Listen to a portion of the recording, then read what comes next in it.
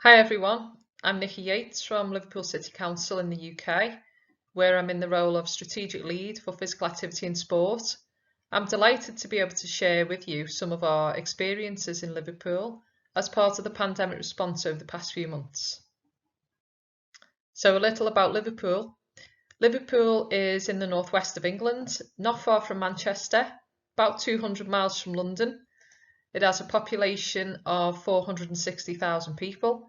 It's a really vibrant place, a city bursting with energy, music, culture, architecture, and of course, physical activity and sport. However, despite all these positives, we have some stubborn inequalities. 30% of our children live in relative poverty in Liverpool. Unemployment levels are higher than the national average, and there are significant health inequalities. Physical activity has been a key priority in our city since 2005 when we launched our first strategy. Since launching the first Liverpool Active City strategy in 2005, the city has been committed to a cross-sectoral, multi-stakeholder approach where no organisation on its own can tackle inactivity and increase population activity levels. Whilst developing our new strategy in 2014, Liverpool Clinical Commissioning Group became a joint strategic lead alongside the Council, and clinicians have driven and shaped delivery ever since.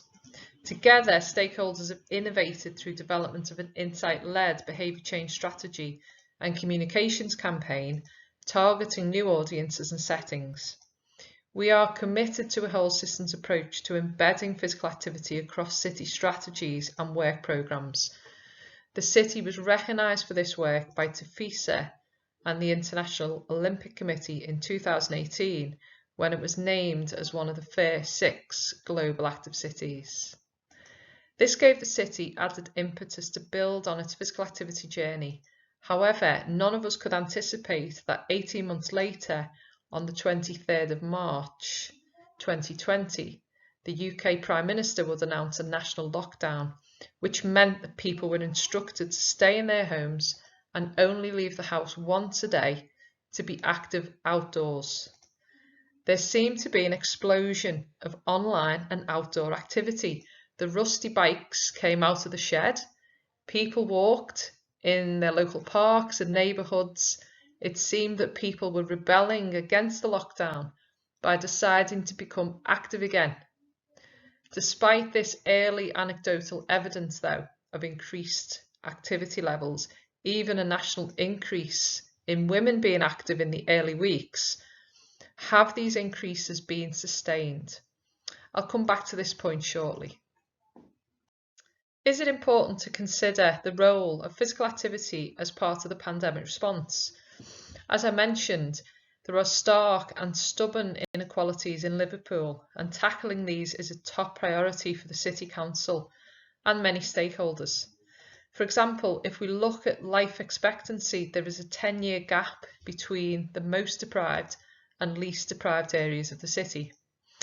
Early national data for England showed that mortality rates from COVID-19 in the country's most deprived areas were much higher than those in less deprived areas.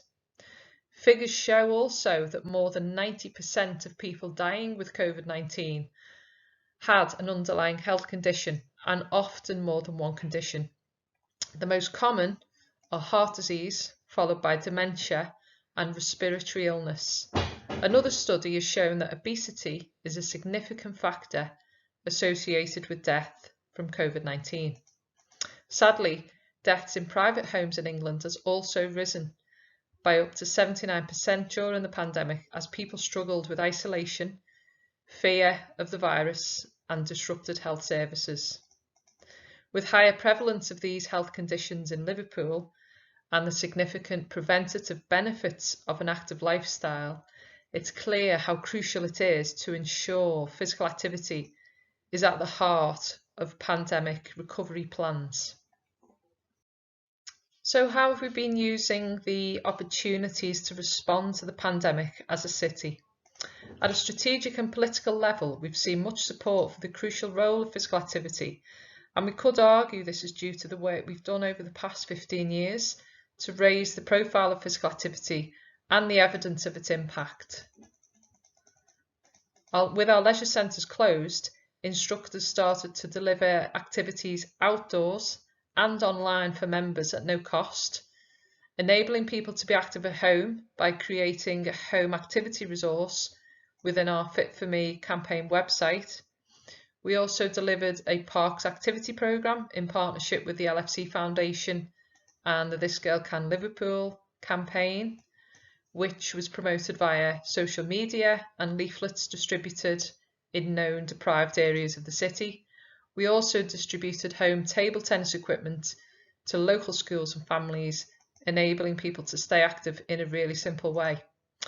Perhaps the biggest impact is being made via the Fit For Me, We Are Undefeatable campaign, which we're delivering in partnership with Sport England, Public Health and Liverpool Clinical Commissioning Group, targeting some of the most vulnerable people within our city, those with health conditions who are at the biggest risk from COVID-19.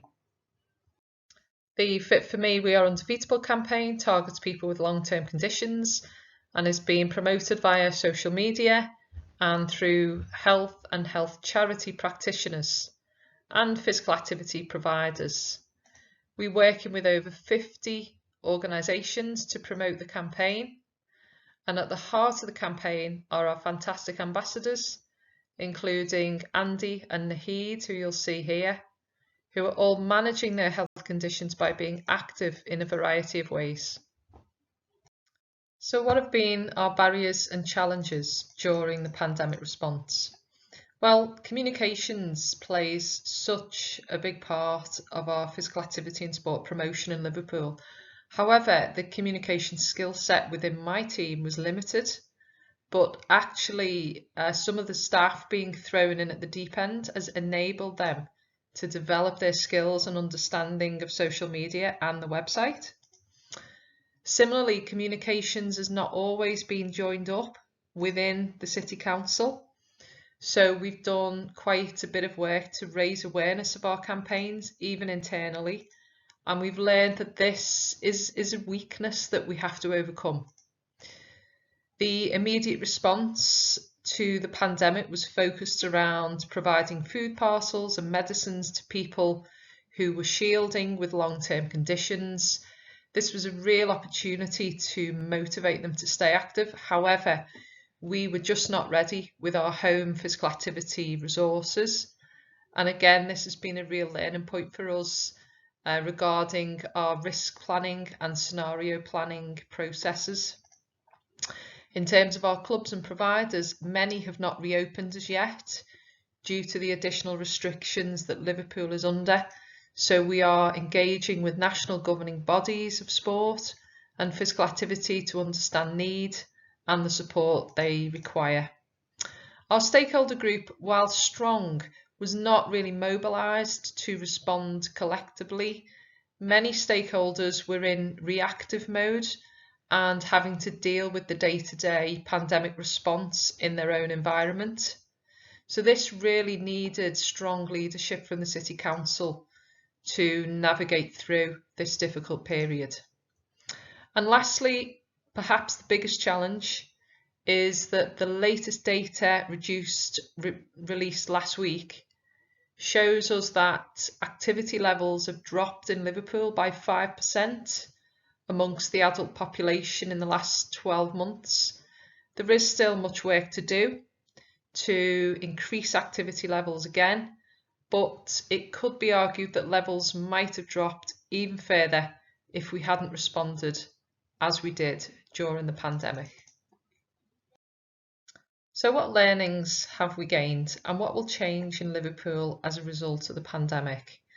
Well, quite simply, we were not ready for the pandemic and the impact on our population's activity levels. In future, we will look to undertake better risk planning and scenario planning much more effectively.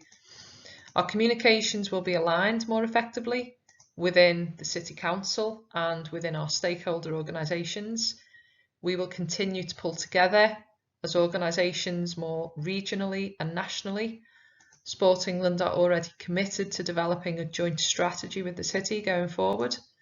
We will build on the new relationships with residents, the third sector and our regional and national partners. We will push on with our whole systems change, which has become even more important during this pandemic, to ensure that we embed physical activity within plans and strategies. We will keep reassessing need to be able to respond and adapt. So what are my key messages to you and your places? Firstly, if you want to see change, be the leader in your place.